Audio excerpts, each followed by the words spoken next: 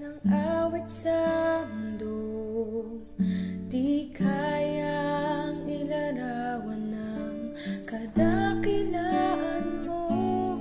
Kulang ang lahat ng tula, kulang maging mga salita upang ihayag ang kabutihan mo.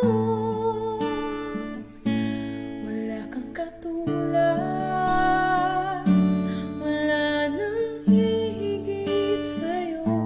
Wala kang katulad, wala nang papantay sa'yo. Ikaw ang Diyos noon pa man, maging ngayon at kailanman. Sa habang panahon, wala kang katulad.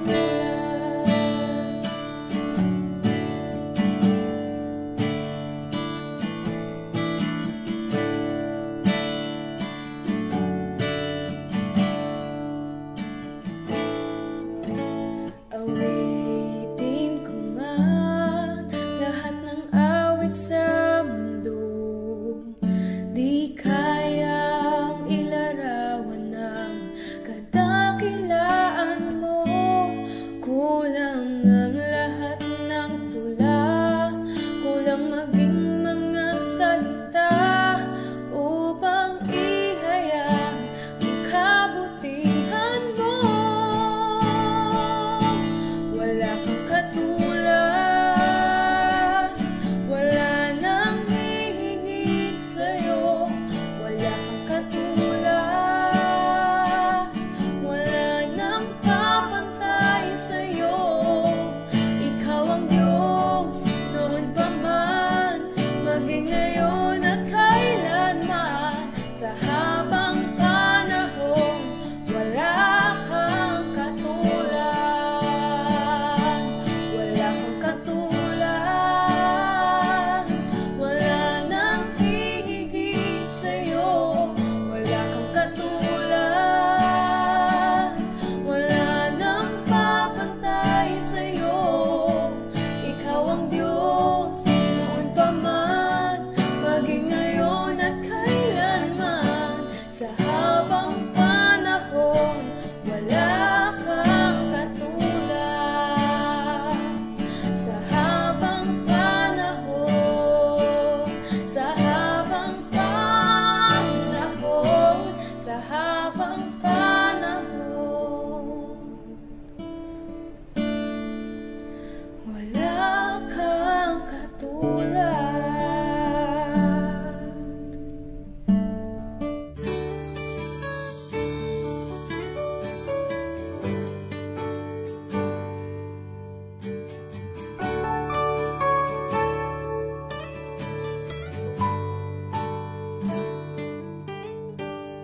Kung mayroon lamang sanlibong buhay, hindi pagkakait lahat sa'yo'y ibibigay. Gayon ka man sa'kin, nag-iisang taglay. Ilalaan bawat saglit upang ibigin ka nang walang humpay.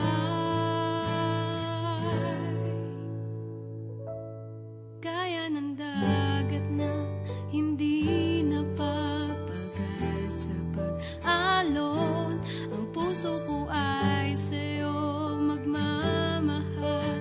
Sa habang panahon, natatanging kayamanan ko, ikaw ay sambahin.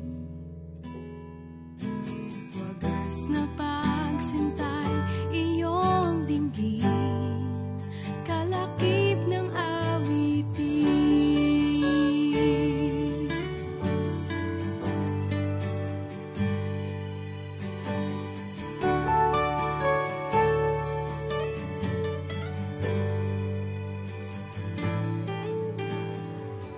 Kung mayroon lamang ako sanlibong buhay,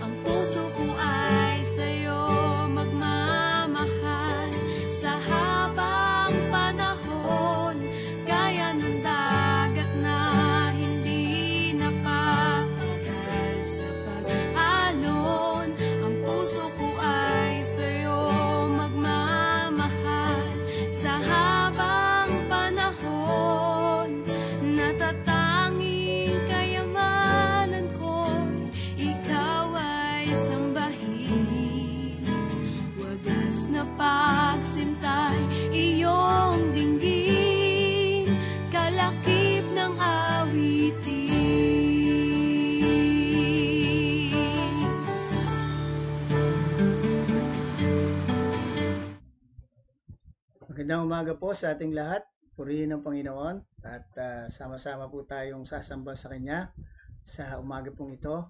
Salamat sa mga nanonood na and binabati ko po yung mga taga Pampanga at mga taga Baguio, Pangasinan at yung manonood sa Macau. Salamat po sa Panginoon sa binigay na pagkakataon sa atin so that we can glorify God and exalt His holy name and continue to know the will of God, most especially in this time of pandemic. Tayo po ay saglit na manalangin. Panginoong Hesus, salamat po sa iyo sa umagang ito sa pagkakataong kaloob mo sa amin upang ikaw ay aming masamba sa iyong pagka-espiritu at katotohanan. Salamat sa bawat isa at kaisa naming sumasamba sa iyo sa umagang ito upang ang iyong pangalan ay patuloy naming maluwalhati at maitaas at maparangalan sa mga bagay na ginagawa mo at gagawin mo pa sa aming mga buhay. Salamat Panginoon na kami ay mga pinili mo at niniligtas mo upang ikaw ay aming dakilain, sambahin at gawin ang iyong banal na kalooban. At sa umagang ito Panginoon, ang iyong mga salita na aming pagbubulay-bulayan ay maging kalakasan at kalusugan ng aming pong mga spiritual na buhay upang kung paanong malusog ang aming mga espiritu, malusog ang aming mga puso, ay ganun ding aming pong magawa ang mga bagay na ipinapagawa mo, O Diyos, upang sa panahon na ito, O God, bagamat meron kaming social distancing, we can continue to reach out people and lead them to you at your feet, O God, and they might also experience the salvation and the love for each and every one, Panginoon. Salamat po. Thank you, Lord God, for giving us the time. In Jesus' name we pray. Amen. So, sa umaga pong ito ay tatalakayin natin ang mga salita ng Diyos at ang ating pong tema for this month is the restoration works of Christ or ang mga ipinanumbalik ng Panginoong Kristo simula nang siya ay nanaaw dito sa lupa. So napakahalaga po ito na ating maunawaan at makita upang tayo po ay hindi lang makapagpatuloy sa ating buhay pananampalataya kung hindi ating maranasan habang tayo ay narito sa lupa, ano ba yung mga bagay na ipinanumbalik ng ating Panginoong Kristo. So as we move on, ang ating pong title this morning is When You're Down and Troubled. Naalala ko tuloy yung tawag dito, kanta. Hindi ko nga lang alam kung sino nga kumanta nito. Pero sabi doon, when you're down and troubled and you need some love and care and nothing is going right. Sabi mo doon, close your eyes and think of me. Pero tayo, let us fix our eyes and look at Jesus. Okay. So, yan po ang gagawin natin at tingnan po natin. When you're down and troubled, lalo na po sa panahon na ito ng pandemic, ano ang ating mga gagawain? Ano po yung nararapat nating tawag dito, maisagawa, maisapamuhay.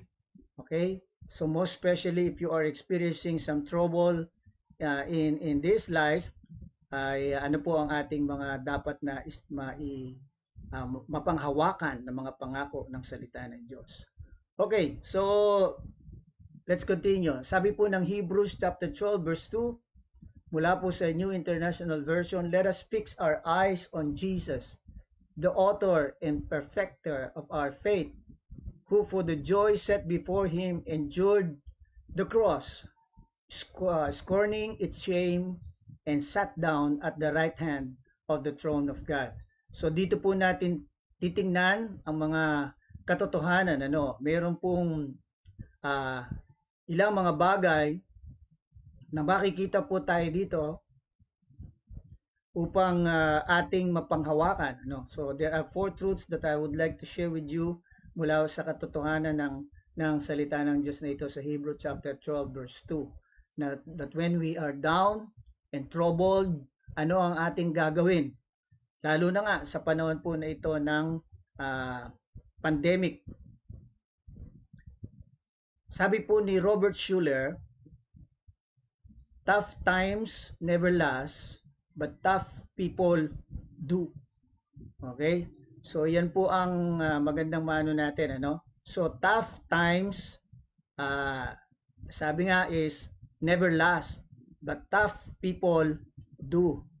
Okay? So, yun daw pong mga mahirap na panahon ng buhay ay natatapos. But, yung pong bagamat maraming mga difficulties, okay?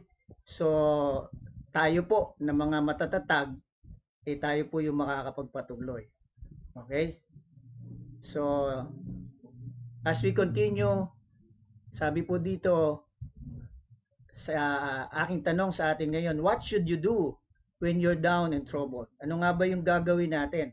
So, ano kaya yung magagawa o gagawain natin kung tayo ay down na down or merong mga trouble sa ating pong buhay?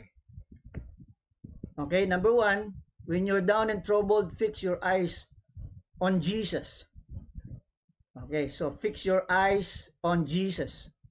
So, yan po ang kailangan natin gawin. When we are down and troubled, sabi po ng Hebrews chapter 12 verse 2, let us fix our eyes on Jesus.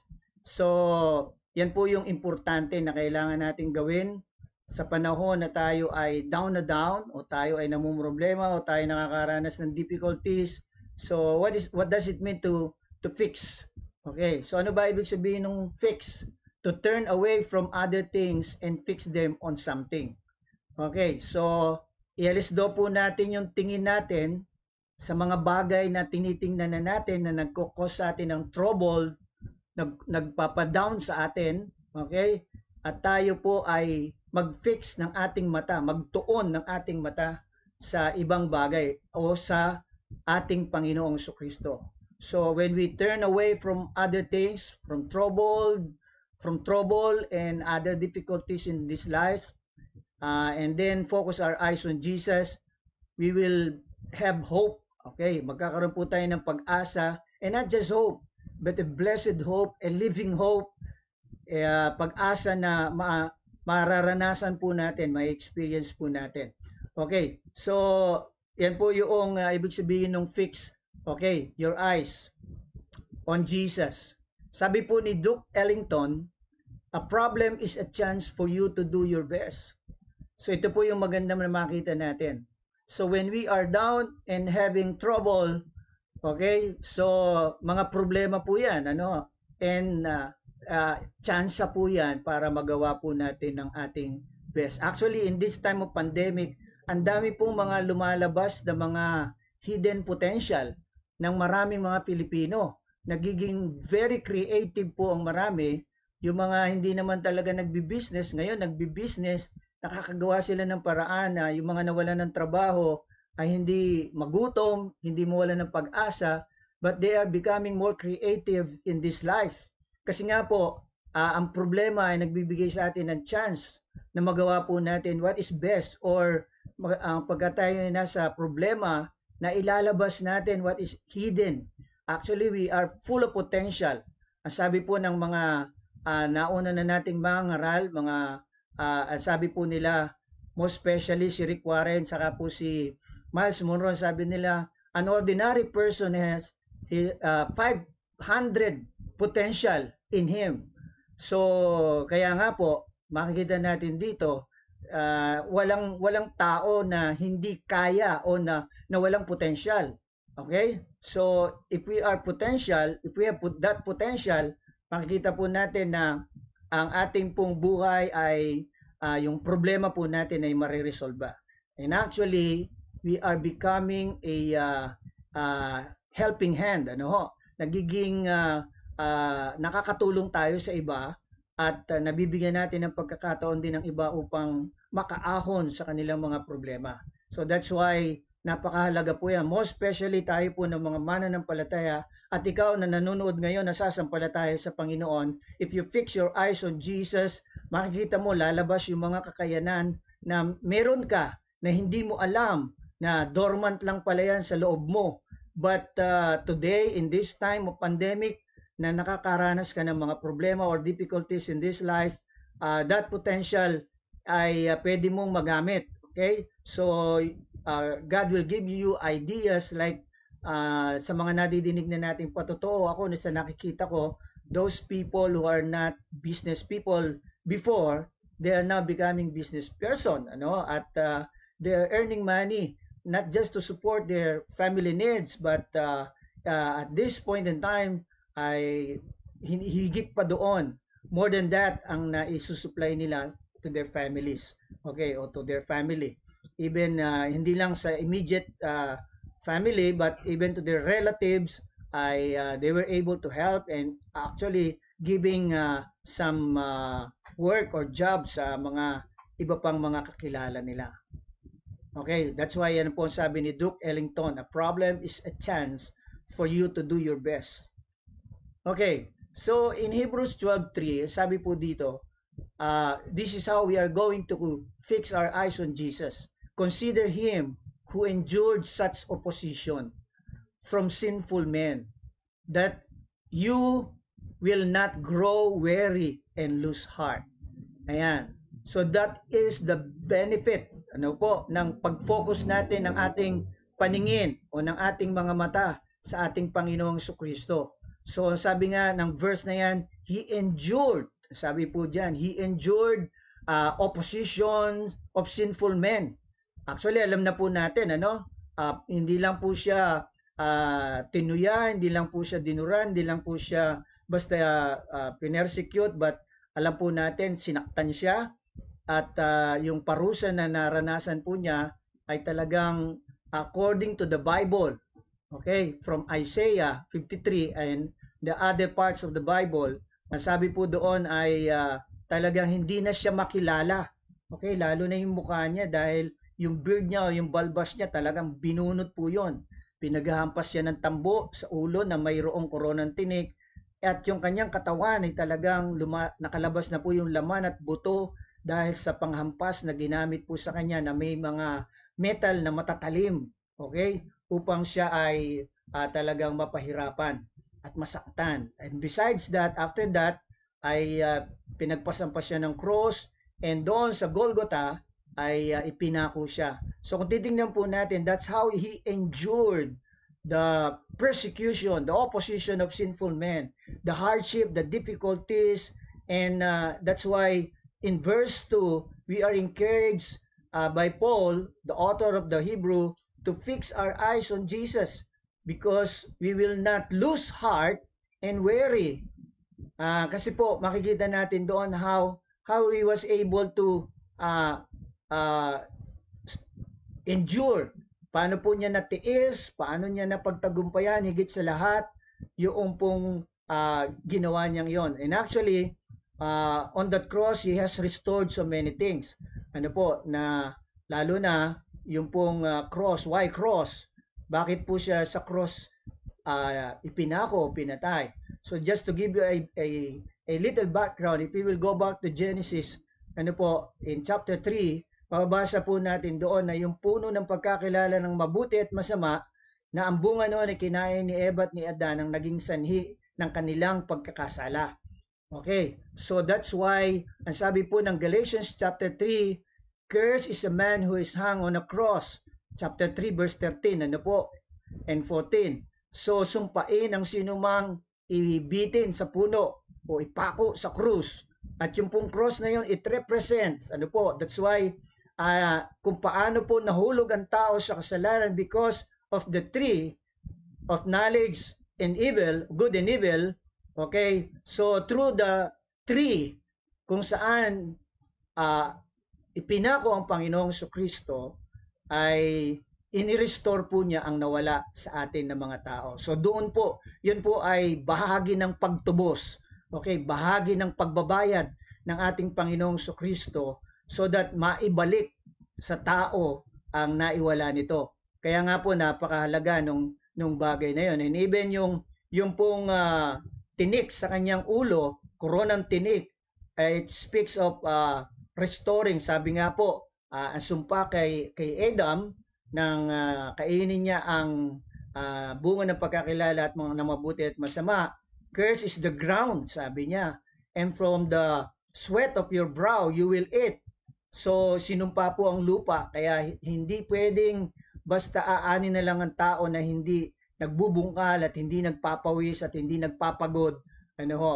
So, even that, tinubos po yan ng Panginoon, and it is represented by the thorn of crown, o crown of thorns, okay, na isinuot sa ulo ng ating Panginoong Jesucristo. And even yung pong ibang mga bagay, ano, so we will not detail that as of now, but ito po yung gusto ko makita natin, ano. So when you're down and troubled, makakapag-focus talaga tayo kay Jesus, hindi tayo magiging weary, okay, and we will not lose heart because of that. Lalo na po pagka tayo ay mananampalataya, kung tinubos ni Jesus yung sumpa na yon sa lupa, so ibig sabihin, even yung mindsets natin ay binago na po sa pamamagitan noong ginawa ni Jesus na yon, yung koronang tinik sa kanyang ulo. It's also a speak of renewing our mindsets. Kaya po, kung i-renew natin yung ating kaisipan, that instead of confessing yung pong mga lamanan ng ating bibig, ang hirap ng buhay, wala tayong pera, masakit, and on, sabi nga, yun po ay mga bulaklak na, sabi ng iba, ng ating bibig. Okay? So, we can change that, by knowing this truth, because the truth will set us free. And sabi nga po sa next verse, sa verse 14 ng John chapter 1, sabi po dito, the Word became flesh and made His dwelling among us. We have seen His glory, the glory of the one and only, who came from the Father, full of grace and truth. So kung titingnan po natin dito, sa verse na ito, John the Beloved testify, sabi niya, when Jesus ay dwell among them, sabi, according to John, we have seen His glory. Okay, so hindi lang po makikita natin, hindi siya tao at that time, but the glory was upon Jesus. And at pinapakita dito, sabi nga, the glory of the one and only na nagmula sa God the Father. And anong meron itong si Jesus? Full of grace and truth. Okay, so when we fix our eyes on Jesus, we will experience, we will see the grace, we will understand the grace and the truth na meron na ginawa ang ating Panginoong Jesucristo. That's why this is very important, to fix or to look, in other translation, looking upon Jesus. So if we will look on Jesus, it doesn't mean we will just look at Him, we will just but when we say look or fix our eyes, we must know Him. That's why napakahalaga po yun, So as we look at Him, meaning we need to know who is Jesus. That's why, according to 2 Peter chapter 1 verse 3, sabi po dito, His divine power has given us everything we need for life and godliness through our knowledge of Him, who is Jesus Christ, who called us by His own glory and goodness. So, can you imagine this? It is very clear, na sinasabi dito, that if we will focus our eyes on Jesus, who endured the opposition of sinful men, who died a hard kind of death, difficult o napakasakit na kamatayan. So ang sabi ni John, that's why they beheld His glory. Nakita niya ang kanilang kaluwalhatian na puno ng biyaya at katotohanan. At ang katotohanan ito, ang sabi nga, His divine power, that is Jesus, has given us everything we need for life and godliness. And that is through our knowledge of Him. That's why we need to know Him. We need to study, search in the Scripture, continue to grow every day in the knowledge of who Jesus is. Because if Jesus is the truth, according to John chapter 14, verse 6, and you shall know the truth, and the truth shall set you free. Or John 8:32. Okay? So, sabi ni Jesus, I am the way, the truth. And then sa John 8:32, and you shall know the truth, and the truth shall set you free. So dito sa katotohanan ito makikita natin na that's why the author of Hebrew encourages us to fix our eyes on Jesus because he has restored all things to us, and how we will be able and what we are going to do when we are down and troubled ay makikita natin ibig sabihin makakayanan natin ngayon kasi kinaya na niya, pinagtagumpayan na niya yon, tinapos na niya yung mga hirap na yan. Kaya pag tayo ay nagtiwala sa pamagitan ng mga katotohanan ng kanyang ginawa, so makikita po natin we will be able na pagtagumpayan din ang lahat ng mga paghihirap na ito na ating nararanas. And I believe God will make a way for you, way of escape for you in your difficulties and hardship. Okay, so next, it's not enough to fix our eyes, but when we are down and troubled, we must remember He is the author of your faith. Okay, so tandaan po natin, sabi nga ng Bible, okay, so sabi po sa Biblia, lalo na sa Ephesians chapter 2 verse 8, ang ating pong kaligtasan is a gift of God. Okay, by faith po tayo na save. Okay, so ibig sabihin, hindi po tayo on our own works or good, hindi sa sarili nating kakayanan o kagustuhan o kaparaanan na tayo ay nakakilala, naligtas o na born again. But it is a gift of God by faith o through faith. So dito kaya po makikita natin, ang author ng pananampalataya natin ay walang iba kung hindi ang ating Panginoong Jesucristo mismo. So kaya tayo nakakilala sa Diyos Ama, kaya tayo nakakilala sa Panginoong Jesucristo, it is because it was revealed to us. Ipinahayag ito sa atin. Tulad ni Pedro, nung tinatanong ni Jesus Christ kung sino siya sa akala ng mga tao, siya ay sumagot at sabi niya na ikaw ay anak ng Diyos. So sabi nga ng Panginoong Jesucristo, ang nag-reveal sa iyo dyan ay ang Diyos Ama. Without the revelation of God of who Jesus is, without the Holy Spirit, hindi po natin makikilala ang Panginoong Jesucristo. That's why it is very important na maunawaan natin, okay, na sabi nga po dito, we must remember He is the author of your faith. That's why when you are down and troubled, always remember, Panginoon, ikaw ang nagpasimula nitong pananampalataya kong ito. Kaya mahalaga na maunawaan natin ito. Kaya nga in John chapter 1 verse 3, ito po how important na i-recall natin, always na alalahanin natin that He is the author of our faith. And sabi niya, through Him all things were made. Without Him nothing was made that has been made. So this is very important. Through Him all things were made. So meaning to say, every need we have, every troubles you have, every problems you have, alam niyo po, hindi problema talaga yan. Because through Him, all things were made. Anong pangangailangan mo ngayon? What needs do you have right now? So, itinuturo sa atin dito ng Panginoon that we must trust Him. Because without Him, nothing was made that has been made. Kahit tayo, ano man ang nakikita natin sa mundong ito, at ano man ang hindi natin nakikita, ano man ang meron sa kalawakan o sa universe, all those things are made by Jesus Christ. Okay, so kaya alam natin yan. Sabi nga sa ito dito sa John chapter 1, in the beginning was the Word, and the Word was with o ipo problema. Okay, so paano tayo mamumroblema? Okay, so that's why the Lord is telling us in the verse of Hebrews chapter 12 verse 2, okay, na tayo po ay sabi nga ay dapat makita o maalala natin that Jesus Christ is the author of our faith. Okay, so siya po ang may akda ng ating pong pananampalataya. Siya ang nagpasimula, okay, sa ng ating pananampalataya. Acts 17:28, for in Him we live and move and have our being. So kaya po tayo nabubuhay, kumikilos, at mayroong ating katauhan, it is because of our Lord Jesus Christ. That's why, ito po, gusto kong maunawaan natin ito. So, because He is the author of our faith, so sabi nga, in Him we live and move and have our being.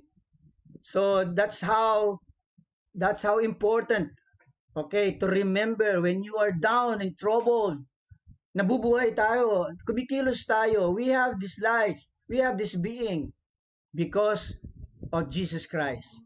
Because He is the author, siyang may akda, may pasimula ng iyong buhay. Kaya, ano ang dapat nating ika-worry? Ano ang dapat nating ikalugmok? Ano ang dapat nating ikalungkot? Ano ang dapat mong ikagulo sa iyong buhay at sa iyong kaisipan? And then, it's not enough to remember that He is the author of our faith. Okay? Remember also that He is the perfecter of our faith o your faith. So, dito rin po sa Hebrews chapter 12 verse 2, sinabi po yan, He is the author and finisher, in other translation, finisher of our faith. So, kung meron po siyang inakda, pinasimulan, okay, siya rin po ang tatapos. So, that's how important. Ano po? Kaya nga, in this, when you are down, when you are in trouble, when you are in problem, especially sa panahon po natin na ito, okay, always remember, He is the finisher, the perfecter of, and finisher of our faith. Okay, so yung pinasimulan niya, tatapusin niya. Kaya wala kang dapat ipangamba. Okay, sabi po ng Hebrews chapter 12 verse 2, He endured the cross. Okay, so by disregarding its shame. So tingnan po natin, He endured the cross, dinisregard niya lahat ng kahihiyan, para matapos po niya yung kanyang dapat na pinapagawa sa kanya ng Ama. And because of that, He is victorious. Mananagumpay po siya. And the victory na meron si Jesus Christ, the victory that He won on the cross is your victory, is our victory. That's why we must not lose hope. We must not be weary sa ating pong buhay ngayon. Ano po? Kasi ang Diyos ay mayroong lahat ng kaparaanan para ialis tayo sa mga problema na yan. Okay? Sa ating sitwasyon ngayon. Okay? Another is, sabi po ng Philippians chapter 1 verse 6, okay, being confident of this, that He, Jesus Christ, who began a good work in you, will carry it on the completion until the day of Christ Jesus. Hallelujah. Hallelujah. So, yan po natin, ano? Ito po dapat maging confident tayo. Instead na tayo ay magulumihanan, instead na tayo ay maguluhan, let us be confident. Maging matatag po tayo. Yung tiwala natin sa Panginoong Jesucristo dahil siya ang nagsimula ng ating pananampalataya, ng buhay pananampalataya na ito, siya rin po ang magtatapos. At ang pangako po dito, no, hanggang muling pagbabalik ng ating Panginoong Jesucristo. That's how He will help us. That's how He will be with us. That's how He will able to finish and His promise na hanggang sa katapusan, hanggang sa pagdating ng ating Panginoong Jesucristo. Kaya nga sabi po ng Bible, He will never leave us nor forsake us. Kapatid, tandaan mo yan. Hindi ka nag-iisa. Kasama mo ang Panginoong Jesucristo. Do not be alarmed. Okay? Huwag kang mag-alala sa iyong sitwasyon ngayon.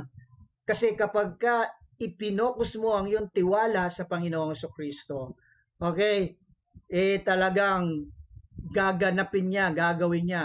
He will fulfill His promise to you that the good works that He started ay tatapusin niya until the day of our Lord Jesus Christ. So kapatid, this is very important. Ano? This is the confidence that we must carry every day in this life. Kasi po, we must not allow worry. We must practice not that worry to dominate our mind, okay, and to dominate our life sa buhay na ito. Kasi yan din ang diniscuss ng ating Panginoong Jesucristo in Matthew chapter 6. Wala pong maidadagdag sa atin ng worry na even a single day. Worry cannot add a single day, okay, in our life. That's why instead that we allow worry to consume us, to cause us down and become troubled, okay, let us just fix our eyes on Jesus. Let us remember that He is the author of our faith. Let us remember that He is the finisher of our faith. That's why it is very important for us, okay, na mapanatili natin ang mga katotohanan ito. And nakapaloob dito sa katotohanan na ito is yung how Jesus restored all things. Okay? So we will not be able to discuss that lahat-lahat, but I want you to continue to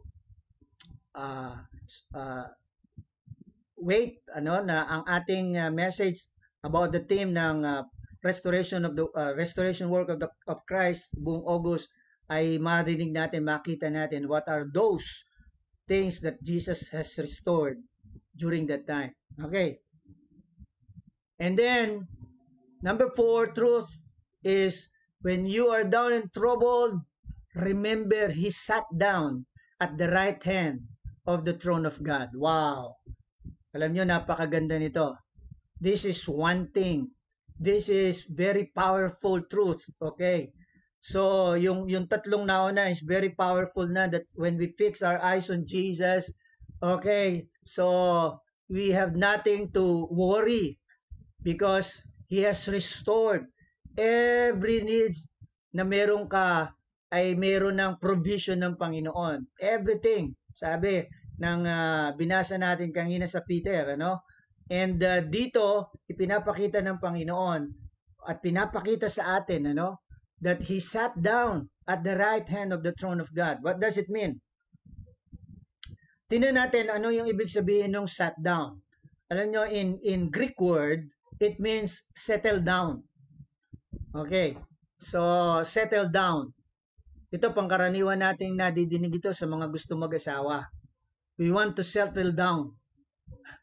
Okay. So, to settle down, ang binigay pa na meaning sa Grego, ng Strong Concordance, sabi dito is to have fixed one's abode. Okay? Iayos daw, ihanda ang tirahan. Okay? And then to appoint a kingdom on one. Okay? Italaga ang kaharian sa isa. So, and who is that? Our Lord Jesus Christ.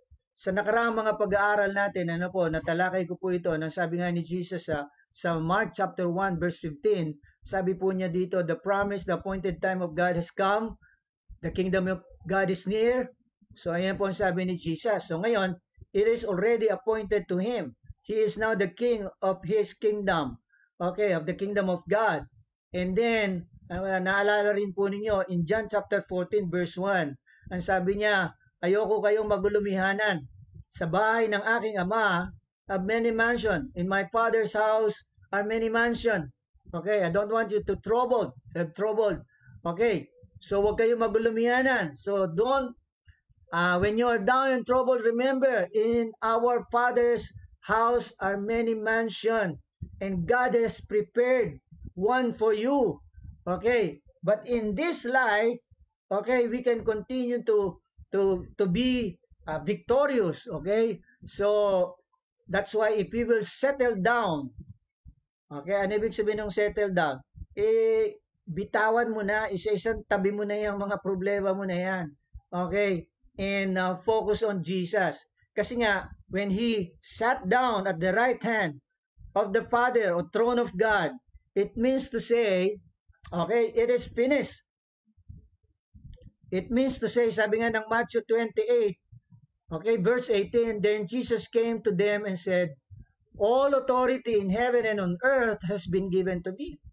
So, meaning to say, lahat po ng trouble caused by sin, lahat ng problem caused by Satan, okay, has already solution. So, kung yan man ay karamdaman, kung yan man ay financial problem, relationship problem, any situation in this life, there is always a solution, there is always tawag dito, katugunan. Okay? God has answered answers. Okay, may mga sagot siya sa lahat ng ating mga pangangailangan. That's why if we will continue to trust on Him or in Him, okay, so we will be able to experience His goodness. So napakahalaga po yun. It's very hard kung talagang iisipin lang natin na mahirap nga na wag tayo mag-worry. But alam niyo po, when your eyes speaks on Jesus, when you remember that He is the author and finisher of our faith, and He sat down at the right throne of God, alam niyo po, hindi mo maiisip yung mga pangangailangan mo. Hindi mo maiisip saan kaya manggagaling, saan kaya, paano kaya nito, paano kaya mamaya, paano kaya bukas, anong kakainin namin, o paano ko babayaran itong bill ko, paano ko babayaran itong mga due dates ko na ito, itong mga bagay na ito. So, and on na mga iniisip natin. Alam niyo po, nasa isip lang yan. So, sabi ko nga po, ako ngayon hindi ko na iniisip yung kung ano yung mga kakailanganin ko, magiging mga pangangailangan ko. Yung personal needs ko, lalo na nga sa maintenance, although I'm praying na talagang wala na akong maintenance, but dahil nga sa sitwasyon ko, I need ito pong at pares ng mga naipatotoo ko na. Even until today, alam niyo po, hindi pumalya ang Panginoon na mag-support sa akin weekly. I am receiving support weekly in different people. God is using anyone. Sabi nga it's like a raven, okay? Na nagdala ng pagkain kay Elijah. So, mula po nung narito ako sa bahay at nagre-recover, ay talagang kung tutusin, wala po akong nare-receive dati kung hindi yung aming allowance sa church. And pero some support ng kaibigan, pero kulang po yon. But this time, I thank God. So this week lang po, actually God use some people para po hindi ako maging empty-handed. Kasi lagi ko yung pinapatotoo. Alam niyo po, the secret that I've learned is when we focus on Jesus, okay? And let not troubled talagang and worry ay mamayani sa iyong isipan at puso. Alam niyo po, kung ano yung pinaniniwalaan mo, siyang gagawin ng Panginoon. Kaya nga ako, hindi ko tinatanong, sino kaya magbibigay sa akin next week? And actually, ayoko po nung ako lang yung binibigyan. So at the same time, I share yung kung ano yung meron ako.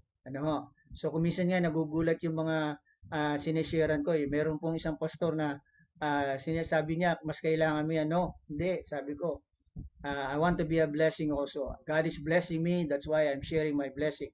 Okay, so hindi ko po tinitingnan yung aking pangangailangan para hindi ako makatulong sa iba.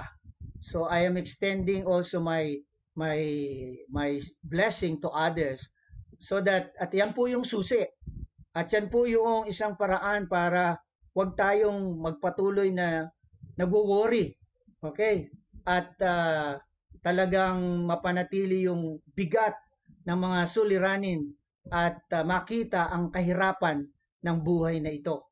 Okay? Lalo na sa mga pandemic, doon sa mga nawalan ng trabaho, doon sa mga nasara ang business, doon sa mga nasa sitwasyon na talagang it is a fact, okay, na talagang nahihirapan sila.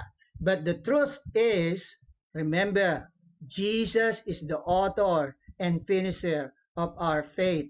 And right now, He's seated at the right throne of God, meaning to say, it is finished. He has finished. If we will come to His throne, okay, we will receive grace and mercy. Grace, you don't deserve it. Don't think that you don't deserve it. But God's grace will release His blessing upon you. Okay, actually, God saved us. We don't deserve to be saved. But because of God's grace, because of God's gift to us, He saved us.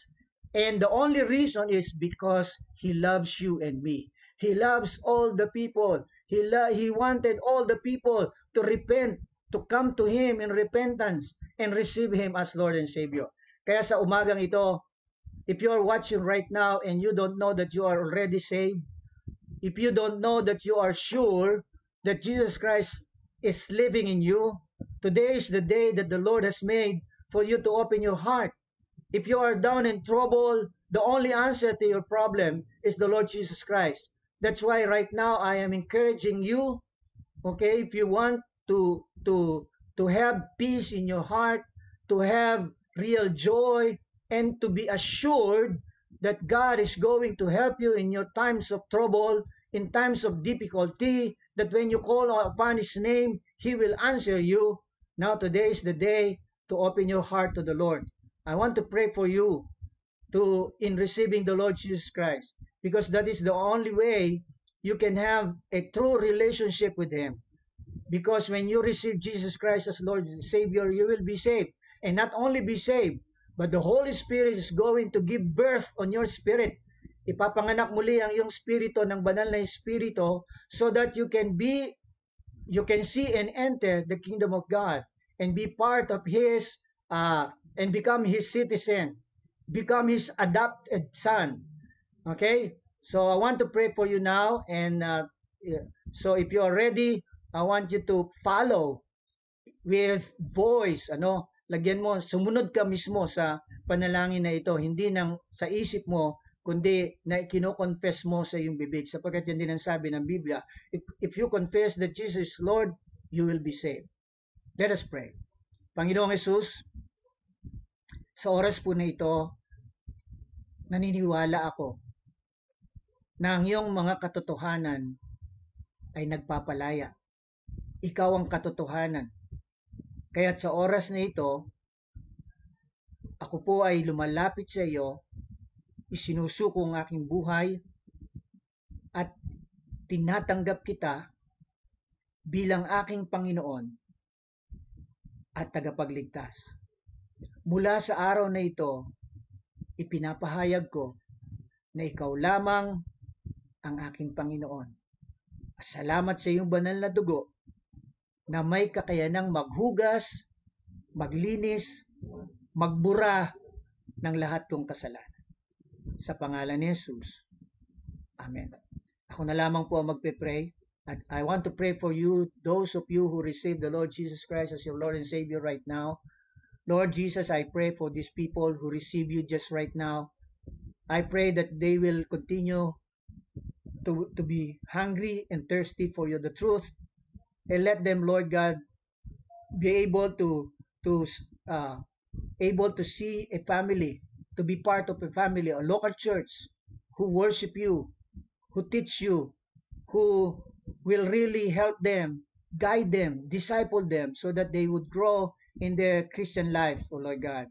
Lord, I pray that your helping hand, and by using people who will really guide them and help them and disciple them, Lord God, be sent to them, O Lord Jesus, sa panahon po na ito.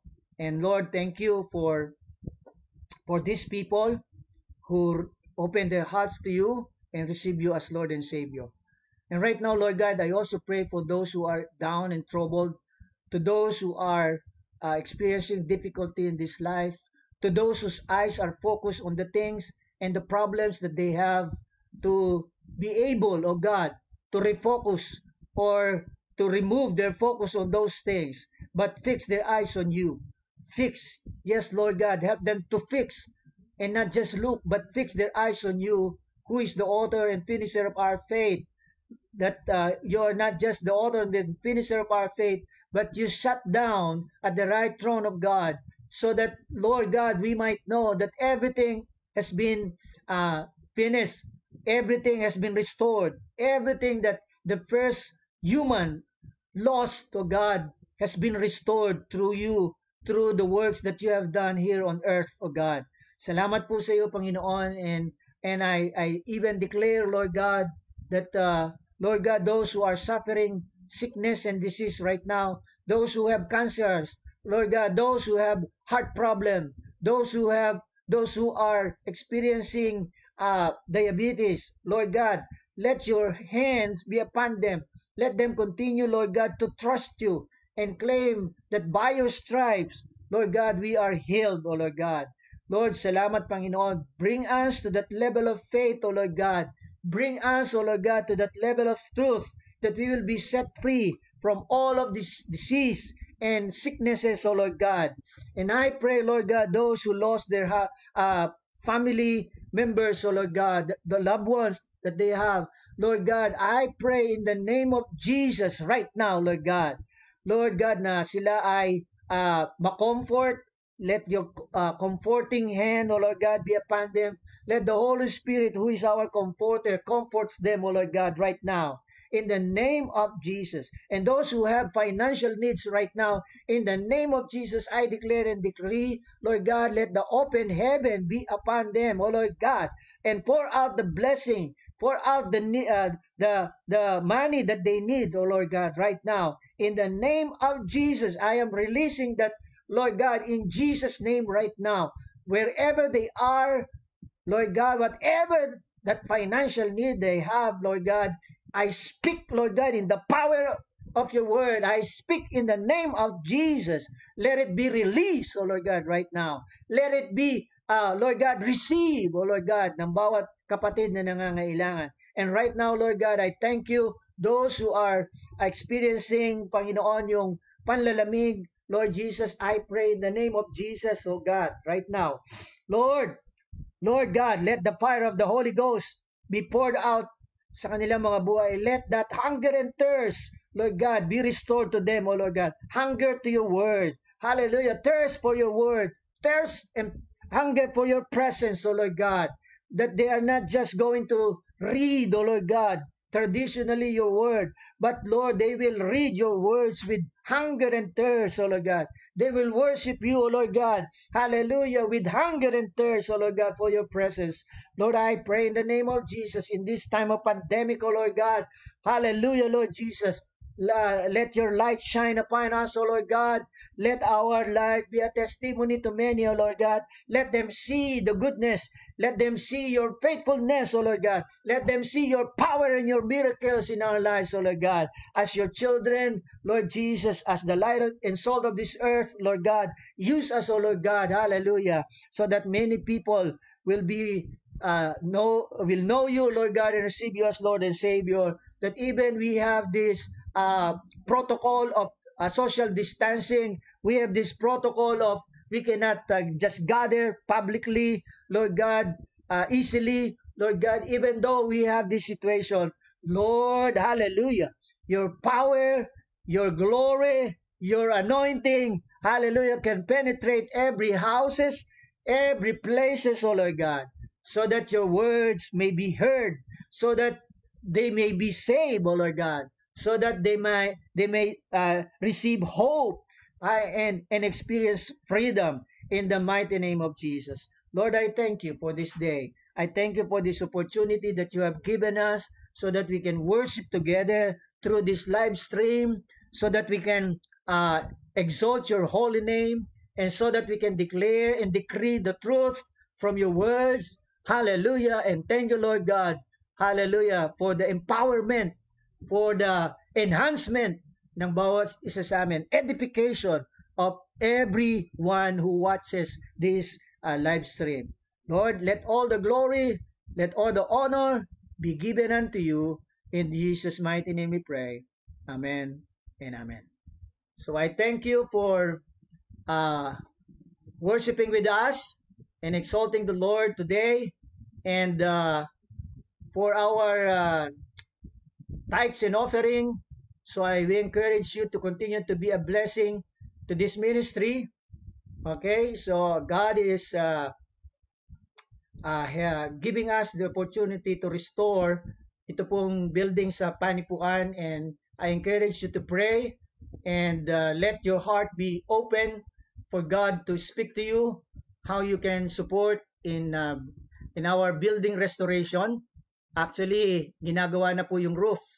So we are already changing the roof, and the Lord provided already for the roof. And the other needs, we are just continuously praying to the Lord. And for your tithes and offering, you can send that to our GCash, and it is already shown to us. sa ating tawag dito, introduction kanina. And in our page, FB page, ay makikita po nyo doon yung ating GCash number, so that if you want to send your tithes and offering, you can do so, and your contribution for the restoration ng building po natin dito sa Panipuan, so that when we were able to gather together, it is already ready. Okay, the building is already ready. So we thank God for everyone. So thank you sa mga taga Baguio. Thank you, Pastor Choi from Korea. Thank you for those who are in Canada, in Australia, in Macau, in Hong Kong, who will watch this live stream and watching this live stream. The Lord bless you and extend His mighty hand upon you. Praise the Lord. And even yung aking mga kapatid dyan sa Bulacan, thank you for watching, mga pamangkin. And the Lord bless you. And all the people who watch this video and is going to watch it, the Lord is going to bless you more and more. In Jesus' name, God bless. Shalom. Shalom.